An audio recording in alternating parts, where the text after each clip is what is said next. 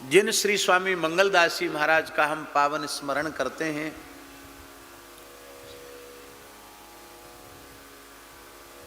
जो यहाँ भी विराजे, हमने अपने गुरुजनों से सुना है कि भगवान अगस्त्य जी महाराज, भगवान अगस्त्य ही कलिकाल में हिंदू वैष्णव सनातन धर्म की रक्षा के लिए श्री स्वामी मंगलदास जी के रूप में प्रकट हुए। और श्री स्वामी मंगलदास जी महाराज का जो दिव्य जीवन चरित्र है, वह है भी वस्तुतः अपने आप में अत्यंत विलक्षण चरित्र है।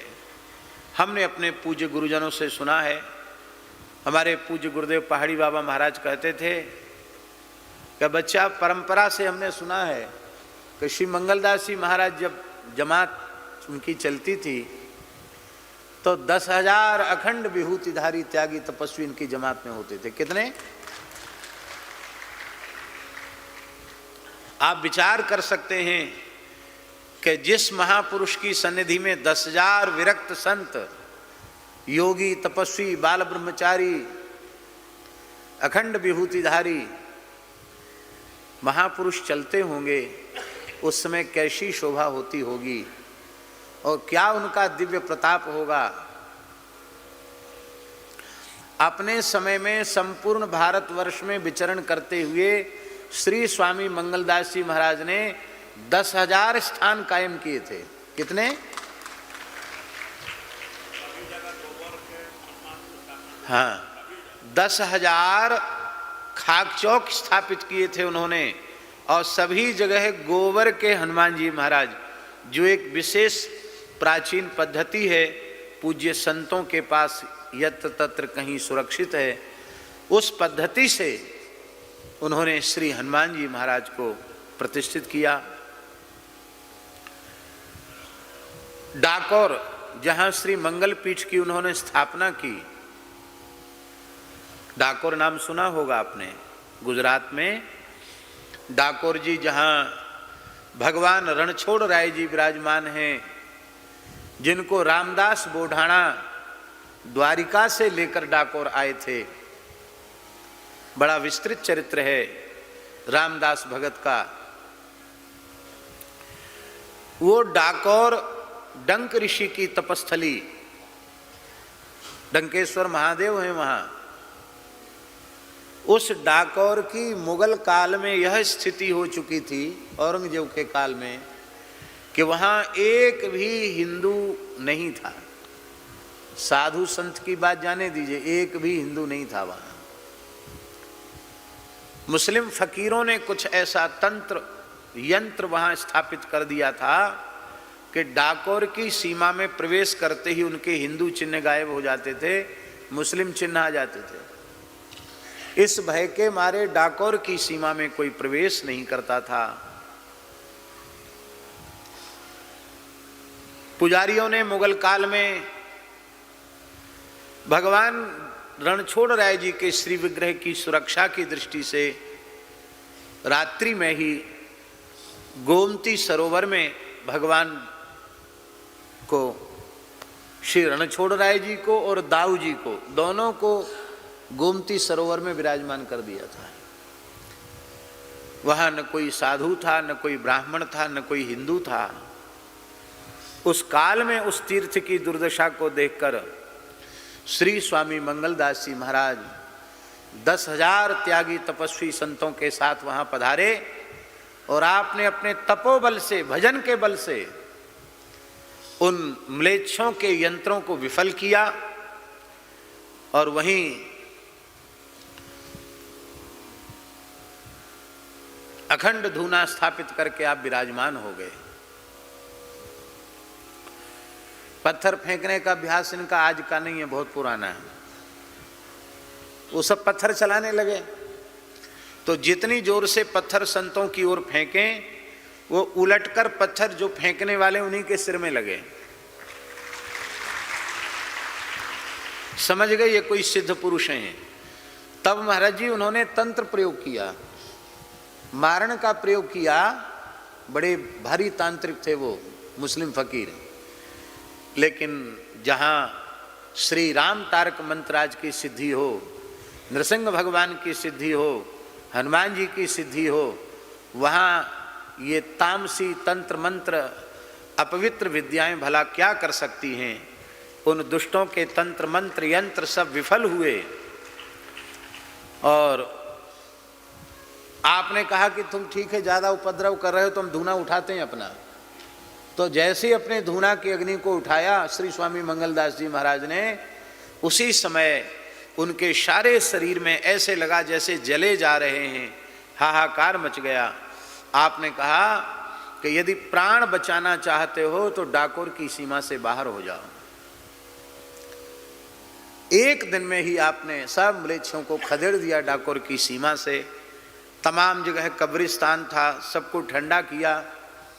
और आपने श्री गोमती सरोवर से रणछोड़ राय जी के विग्रह को निकाल करके अपने हाथ से विराजमान किया। आज भी आप डाकोर जी में रणछोड़ राय जी का दर्शन करेंगे। आप लोग गए? कौन कौन गए बताओ? आप गए? वो मंदिर के आकार में नहीं है, आज भी मस्जिद के आकार में बना हुआ है। और मस्जिद का एक विशेष चिन्ह जो आला है वो भी वहाँ है। जहाँ मंदिर था वहाँ म्लेच्छों ने मस्जिद बना दी थी। श्री स्वामी मंगलदास जी महाराज बोले, हमारे ठाकुर जहाँ बैठेंगे वो मंदिर ही हो जाएगा, कुछ परिवर्तन की जरूरत नहीं है। आपने वहाँ विराजमान कर दिया। आज भी उसी जगह पर श्री महाराज रणछोड़ राय जी विराजमान हैं। और स्वयं आपने दाऊजी को विराजमान करके मंगल पीठ को वहां स्थापित किया। इस प्रकार से श्री स्वामी मंगलदास जी महाराज ने डाकोर महातीर्थ का उद्धार किया और सभी अखाड़े द्वारे वहां बसाए, संतों को लाकर वहां बसाया। आप डाकोर के अतीत को देखें तो जितने विशाल स्थान बड़े बड़े तीर्थों में नहीं थे, उससे विशाल विशाल स्थान डाकोर जी में स्थापित हुए। वे ही श्री स्वामी मंगलदास जी महाराज अयोध्या पधारे। अयोध्या की स्थिति भी वही थी जो किसी काल में डाकोर की थी। ये सब घटनाएं औरंगजेब के काल की हैं। आप अयोध्या पधारे तो उस समय अयोध्या को इस्लामिक तीर्थ के रूप में उनके प्रतिष्ठित करने की योजना थी। और उनके ग्रंथों में ऐसा लिखा हुआ है कि 1 करोड़ कब्र जहाँ बन जाती है वहाँ इस्लाम तीर्थ बन जाता है। तो लखनऊ तक मुसलमान मरते थे और गड़ने के लिए अयोध्या आते थे। सारा अयोध्या कब्रिस्तान हो गया था। वहाँ भी यही स्थिति थी। हनुमान जी महाराज को बांके पीर के नाम से मुसलमान पुजा रहे थे। हनुमानगढ़ी को हनुमान जी को बांके पीर कह के पुजाते थे। ऐसी विकट स्थिति थी उस समय अयोध्या की। उस समय 10,000 त्यागी तपस्वी संतों के साथ श्री स्वामी मंगलदास जी महाराज वहाँ पधारे। वहाँ के तंत्र को आपने विफल किया। और वहाँ भी जब आप जीवे उपद्रव ज़्यादा करने लगे मुसलमान, तब आपने अपनी धुनी को उठाया। उठाती वहाँ भी सबके शरीरों में आग लगने लगी। सब डरकर वहाँ से भागे। बोले प्राण बचाना चाहते हो तो अयोध्या पंचकोशी से बाहर हो जाओ। सब बाहर हो गए। तब आपने क्षेत्रीय क्षत्रियों के हिंदू जनता के सहयोग से पूरे अयोध्या की कब्रों को खोद खोद कर ठंडा किया। और उस समय आपने पूरी अयोध्या को ये नियम लिया महाराज जी कि जब अयोध्या विशुद्ध हो जाएगी तब हम जल ग्रहण करेंगे। तब तक आपने जल नहीं पिया। और अयोध्या जब स्वच्छ हो गई, निर्मल हो गई, तब आप सब संतों के साथ सरयू स्नान के लिए गए। रघुनाथ जी इतने प्रसन्न हो गए कि श्री स्वामी मंगलदास जी ने हमारी अयोध्या को पुनः प्रतिष्ठित कर दिया। तब आप बाल रूप राम जी के उपासक थे, बाल रूप में श्री रघुनाथ जी सरयू जी के जल में ही आपको मिले और आपने श्री मंगलदास जी को हृदय से लगा लिया। आपने हमारी अयोध्या को ठीक किया, वरदान मांगो। तब आपने कहा कि आप इसी रूप में संतों को, भक्तों को सदा सर्वदा दर्शन दें। तब भगवान स्वयं ही मूर्ति रूप में प्रकट हो गए। ये श्री राघव जी महाराज जो महाराज जी हैं, वो राघव जी किसी मूर्तिकार के बनाए हुए नहीं हैं, साक्षात राम जी ही विग्रह रूप में परिवर्तित हो गए। अकेले राघव जी विराजमान है राघव जी मंदिर, और वहां हमारे अयोध्या के कुछ रसिक संतों ने विचार किया कि अकेले ठीक नहीं है, राघव जी इनका ब्याह कर देना चाहिए। तो एक किशोरी जी बनवाई, बड़े जोर शोर से विवाह की तैयारी हुई। तो जो महंत तैयारी कर रहे थे वे ही साकेत पधार गए। कुछ ऐसी घटनाएं घट गई कि ब्याह नहीं हो पाया, क्योंकि वो बाल रूप रघुनाथ जी हैं, आज भी उसी रूप में है। न लखनलाल जी साथ में हैं, न जानकी जी साथ में हैं। बंदऊ बाल रूप सोई रामू, सब सिद्धि सुलभ जपत जिसु नामू। और आपने अयोध्या में अपने शिष्य श्री स्वामी भरतदास जी को स्थापित किया। इसलिए महाराज जी लिखा है, मंगलाचार्य शिष्योयम टीला द्वाराधिपा श्री श्रीमान भरतदासाख्यो। इस प्रकार का श्लोक आया है। भरतदास जी महाराज, श्री मंगलदास जी महाराज के शिष्य भरतदास जी को आपने डाकोर राघव जी मंदिर में आपने उनको प्रतिष्ठित किया है?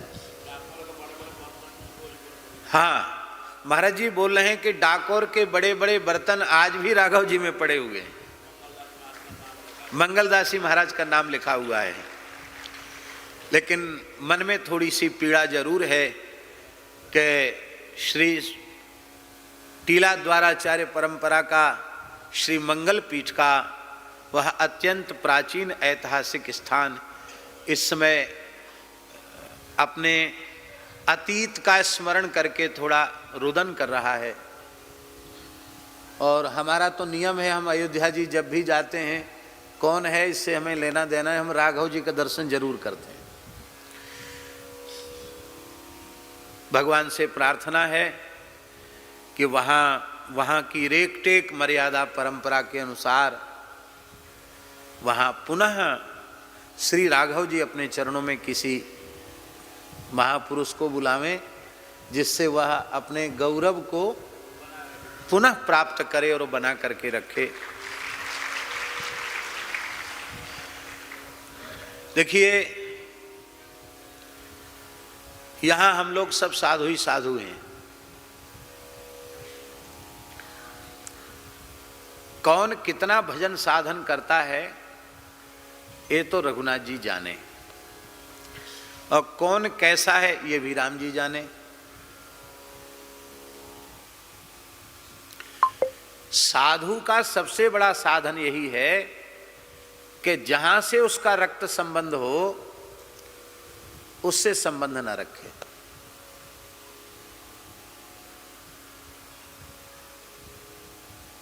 हमारे यहाँ संत हमारे माता पिता हैं, संत ही भाई बंधु। जब हमने घर द्वार छोड़ दिया, लंगोटी लगा ली, अच्युत गोत्रीय हो गए, तो इसके बाद फिर अपने घर परिवार से संबंध रखना वह वैराग्य के लिए बहुत निंदित बात है।